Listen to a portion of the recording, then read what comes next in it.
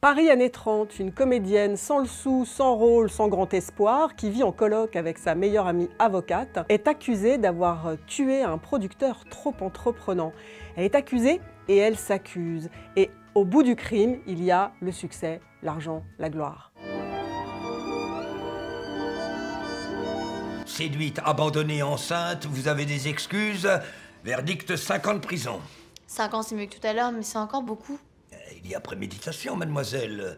L'intention de tuer est évidente. Parce que ma cliente est venue avec son revolver. Absolument, maître Moléon. C'est l'adaptation d'une pièce de théâtre des années 30 et on est vraiment dans la veine théâtrale de François Ozon, c'est-à-dire on est chez l'auteur de 8 femmes, chez l'auteur de Potiche, dans cette veine comme ça, amusante, ripollinée, ultra glamour. Le risque du théâtre de boulevard aussi, c'est d'accentuer la théâtralité. Alors Ozon est expert en la matière, mais c'est vrai que le début du film, il faut quand même un bon quart d'heure à s'habituer à cette diction un petit peu particulière, parce que vraiment Ozon assume vraiment le fait que ça vienne d'une pièce de théâtre, il n'essaie pas du tout de le gommer, et donc les actrices et l'acteur au début dans la première scène qui est Franck de la Personne jouent beaucoup là-dessus. Il y a bien un petit ventre mou à un moment aux 3/4 du film, parce que c'est aussi le risque d'adapter du théâtre de boulevard, d'adapter du vaudeville, c'est le côté mécanique finalement de l'affaire. C'est-à-dire qu'on s'amuse follement, pas forcément non plus bouleversé par ce qui se joue à l'écran. Mais n'est-il pas possible,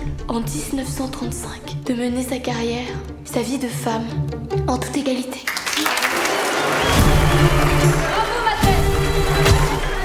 Ta vie me semble si différente à présent. Décidément, ton crime fait des miracles. Comme souvent avec Ozon, on part du théâtre et d'un théâtre ouvertement rétro, ouvertement vintage. Il appuie beaucoup là-dessus, d'ailleurs dans les décors, dans la mise en scène, mais c'est pour parler de tout à fait d'autre chose, et en l'occurrence, de parler d'aujourd'hui. En fait, il fait de cette pièce, peut-être un petit peu misogyne sur les bords, un film qui se veut, qui revendique un féminisme très contemporain.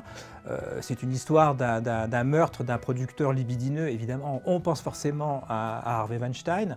Et il y a une espèce d'empowerment des deux jeunes femmes, la jeune actrice et la jeune avocate, qui vont se serrer les coudes pour arriver à une certaine émancipation féminine et servir d'exemple à la société française tout entière. Ce qui est très joli dans Mon crime, c'est qu'elles sont super amies, super intimes, elles vivent ensemble, elles partagent le même lit, elles partagent le même tribunal, et que cette sororité revendiquée par le film, c'est le côté très moderne, par ailleurs apporté par les deux interprètes, Rebecca Marder et Nadia Tereskevich, qui sont pétaradantes, virevoltantes, très drôles, belles comme des cœurs, enfin voilà, et qui apportent une vraie modernité dans ce qu'elle joue. Après, sur le côté MeToo et sur ce qu'il en dit, c'est là où on voit qu'Ozon, qui n'est pas né de la dernière pluie, est quand même un petit malin, parce que c'est à la fois un film qui se revendique ouvertement féministe. Il y a toute une tirade au tribunal sur on est dans les années 30, il serait quand même un petit peu temps d'arriver à l'égalité.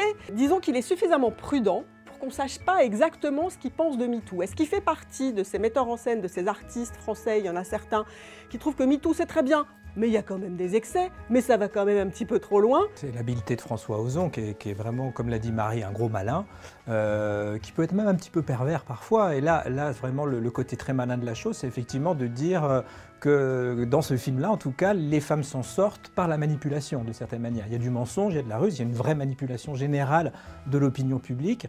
Donc voilà, c'est MeToo, mais avec certains bémols. C'est ce qui fait d'ailleurs l'intérêt du film. Pour Mademoiselle Verdier. Encore ? Pendant 40 ans, j'ai pas osé tuer mon mari. Si j'avais su. Je crois que mon crime est en train de tourner la tête de toutes les femmes. Bonjour mes poupées. Mais regardez-moi ce luxe. Cette robe de chambre. Eh bien, je vous en prie. Les récompenses doivent aller à celles qui les méritent. On ne va pas en dire beaucoup sur le personnage d'Isabelle Huppert, sinon pour dire que le personnage joue beaucoup avec l'image publique d'Isabelle Huppert, actrice. De jouer avec autant d'autodérision et autant de panache ce rôle-là, c'est vraiment à mettre au crédit de la grande Zaza Huppert. Mon crime, un divertissement de haute volée, très malin, un peu pervers parfois, ça mérite un très bien. Mon crime, c'est drôle comme tout, ça va pas changer votre vie non plus, c'est un vrai bon bien.